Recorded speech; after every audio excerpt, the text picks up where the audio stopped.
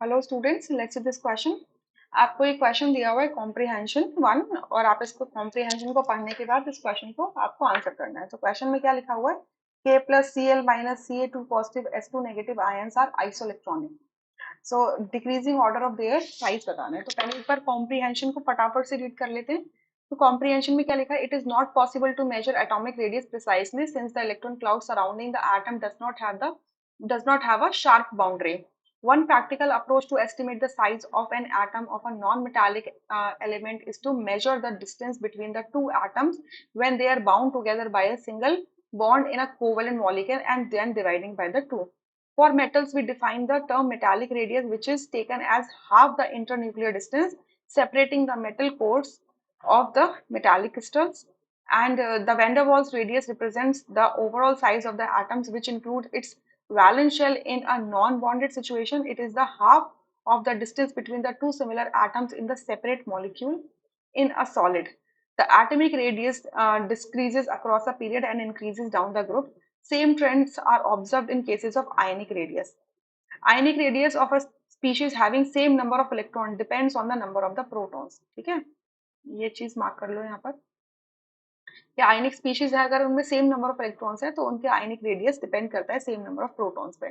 Sometimes ionic atomic and ionic radii give unexpected trends due to poor shielding of nuclear charge by the d and f orbitals electrons. अब ये questions आपको answer करने हैं, ठीक है। यहाँ पर आपके क्वेश्चंस आपको आंसर करते जाने हैं। सो ये आइसोइलेक्ट्रॉनिक स्पीशीज है, ये हमसे कह रहे हैं आइसोइलेक्ट्रॉनिक है।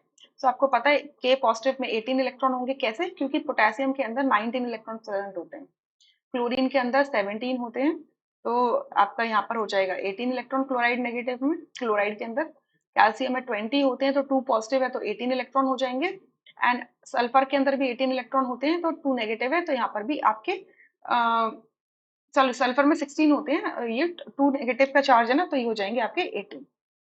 16 इलेक्ट्रॉन्स होते हैं और 2 नेगेटिव का चार्ज है तो 18 इलेक्ट्रॉन। तो ये आइसोइलेक्ट्रॉनिक है, सेम अमाउंट ऑफ इलेक्ट्रॉन है। और यहाँ लिखा भी हुआ है कि अगर same number of electrons present है तो नंबर ऑफ प्रोटॉन्स पर उनका न्यूक्लियस का रेडियस, मतलब number of protons in their nucleus will decide कि इसका रेडियस क्या होने वाला है। तो जिसमें ज्यादा प्रोटॉन्स होंगे उसका साइज क्या हो जाएगा? छोटा हो जाएगा। तो सबसे ज्यादा प्रोटॉन्स किसमें? कैल्शियम है, तो कैल्शियम 2 पॉजिटिव का साइज क्या होगा? सबसे छोटा होगा। देन आपका के पॉजिटिव होगा, ठीक है। देन आपका Cl नेगेटिव होगा एंड देन आपका S2 नेगेटिव होगा, ठीक है। तो ये आपका ऑर्डर होगा साइज का। तो आपको डिक्रीजिंग ऑर्डर देना है।